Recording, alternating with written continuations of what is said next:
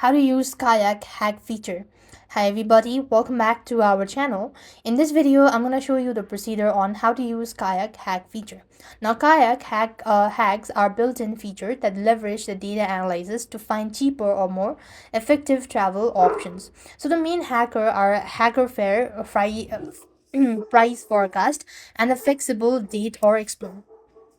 So what you want to do is open the Kayak app on your device or how to use them. You just want to perform a standard flight search or hotel search in Kayak.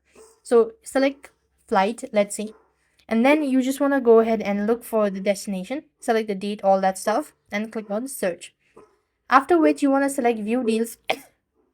After which you want to select the view deal to see the details, or you could just go ahead and click on the sort at the top left corner and then find cheapest, quickest, whatever that you like, and you will be directed to two separate booking pages to purchase one away ticket or hotel stay.